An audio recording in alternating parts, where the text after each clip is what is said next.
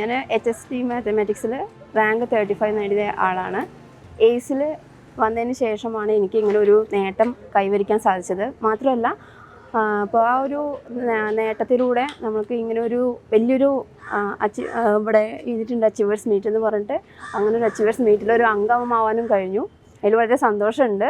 അതിൽ എയ്സിൻ്റെ ഒരു മുഖ്യ പങ്ക് പറഞ്ഞെങ്കിൽ വളരെ ഇമ്പോർട്ടൻ്റ് ആണ്. എയ്സിലൂടെയാണ് ഞാൻ HST മാത്തമാറ്റിക്സിന് പ്രിപ്പറേഷനും കാര്യങ്ങളും നടന്നത്. അതിൻ്റെ കൂടെ തന്നെ ഞങ്ങളിവിടെ ഹോസ്റ്റലിൽ നിന്നിട്ട് ഒരു ഗ്രൂപ്പ് ഓഫ് ഫ്രണ്ട്സ് ഉണ്ടായിരുന്നു. അവരുടെയൊക്കെ ഒരു കൂട്ടായ പ്രവർത്തനത്തിലൂടെയാണ് എനിക്ക് ഈ ഒരു നേട്ടം കൈവരിക്കാൻ സാധ്യമായത്. ഇപ്പോൾ ഇവിടെ വന്ന് നിൽക്കുമ്പോൾ തീർച്ചയായിട്ടും വളരെയധികം സന്തോഷമുണ്ട്, അഭിമാനമുണ്ട്. ഇങ്ങനൊരു ജീവിതത്തിൽ ആദ്യമായിട്ടാണ് ഇങ്ങനൊരു നേട്ടത്തിന് വേണ്ടിയിട്ട്, ഇങ്ങനൊരു അംഗീകാരത്തിന് വേണ്ടിയിട്ട് ഇവിടെ വന്ന് നിൽക്കുന്നത്. PSC ജീവിതം ശരിക്കും പറഞ്ഞു കഴിഞ്ഞാൽ എൻ്റെ ബ്രദർ ബിജേഷ് കുമാർ ഏട്ടൻ ഇവിടെ എയ്സിൽ പഠിച്ചിട്ട് കഴിഞ്ഞ സോഷ്യൽ സയൻസ് ലിസ്റ്റിൽ 6ാം റാങ്കോടുകൂടി പാസ്സായ ആളാണ്.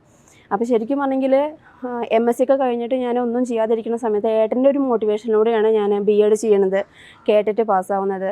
പിന്നെ ഇതുപോലെ HST എക്സാമിന് വേണ്ടി പ്രിപ്പറേഷൻ ചെയ്യുന്നത് എല്ലാം ഏട്ടൻ്റെ ഒരു ഏട്ടൻ കാരണം കൊണ്ടാണ്. ഏട്ടനാണ് പറഞ്ഞത് ഇങ്ങനെ എയ്സ് മഞ്ചേരി അവിടെ പോയിട്ട് പഠിക്കാനും കാര്യങ്ങളൊക്കെ പറഞ്ഞത്. അപ്പോൾ ഏട്ടനാണ് PSCയിലേക്ക് കടന്നു വരാൻ മുഖ്യമായുള്ള കാരണം. തുടക്കത്തിൽ കൊറോണ ടൈം ആയ കാരണം കൊണ്ട് തന്നെ ഞങ്ങൾക്ക് ഓൺലൈൻ ക്ലാസ് ആയിരുന്നു ഉണ്ടായിരുന്നത്. ഓൺലൈൻ ക്ലാസ് ഓക്കെയാണ്, പക്ഷേ എങ്കിലും അത്ര ഒരു എഫക്റ്റീവായിട്ട് വീട്ടിലിരുന്നിട്ട് പോലും ചെയ്യാനുള്ളൊരു മനസ്സ് എനിക്ക് ഉണ്ടായിരുന്നില്ല. ചെയ്തിരുന്നു, പക്ഷെ അതിനുശേഷം നമ്മൾക്ക് എക്സാം ഡേറ്റ് വന്ന സമയത്ത് ഒരു 3 മാസത്തെ ക്രാഷ് കോഴ്സ് ഇവർ തരുന്നുണ്ടായിരുന്നു.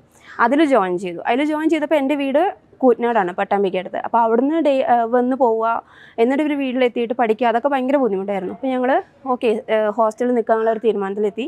അപ്പോൾ എയ്സിൽ പഠിക്കുന്ന പിള്ളേർ തന്നെ ഞങ്ങളൊരു 10ഓളം പേരുണ്ടായിരുന്നു. അപ്പോൾ ഞങ്ങളെല്ലാവരും കൂടെ ഹോസ്റ്റലിൽ നിന്നിട്ട് കൂട്ടായ പ്രവർത്തനത്തിലൂടെ നല്ലൊരു നേട്ടത്തിലേക്ക് എത്താൻ കഴിഞ്ഞു.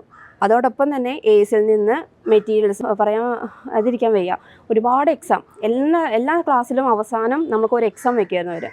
ഇനി അത് മിസ്സായവർക്ക് വീണ്ടും ഒരു അവസരം തരും, നിങ്ങൾക്ക് പറ്റാവുന്ന സമയത്ത് ചെയ്തോളാം എന്നൊക്കെ പറഞ്ഞിട്ട്. അതൊക്കെ ഏറ്റവും കൂടുതൽ നല്ല എഫക്റ്റീവായിട്ടുണ്ട്. നമുക്ക് എക്സാം എന്നുള്ളൊരു പേടിയിൽ നിന്ന് ആ ഒരു മുക്തി നേടാൻ വേണ്ടിയിട്ട് ഇങ്ങനെയുള്ള എക്സാം നടത്തൽ, അതുപോലെ മെറ്റീരിയൽസ് വേണ്ടതുപോലെ നമുക്ക് തരിക, എങ്ങനെയൊക്കെ ക്വസ്റ്റ്യൻസ് വരാം, ഏതൊക്കെ രീതിയിലൂടെ പഠിക്കണം, അങ്ങനെ ഒരു കൂട്ടായ പ്രവർത്തനം എയ്സിലൂടെ വന്നതിലൂടെ നേടാൻ സാധിച്ചിട്ടുണ്ട്.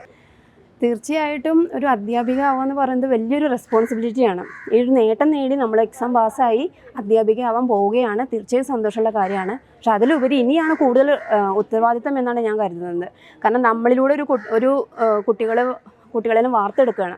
അപ്പോൾ അതിലൂടെ അവരിൽ ഒരാളായി നിന്നുകൊണ്ട് അവരുടെ ഒപ്പം സഞ്ചരിച്ച് അവർക്കൊരു നേട്ടത്തിന് പിന്നിൽ നിൽക്കാൻ ഒരു സഹായമാവുന്ന രീതിയിൽ പ്രവർത്തിക്കാനാണ് ആഗ്രഹിക്കുന്നത്. അതിന് അവസരം ഉണ്ടാവട്ടെ എന്നും പ്രതീക്ഷിക്കുന്നു.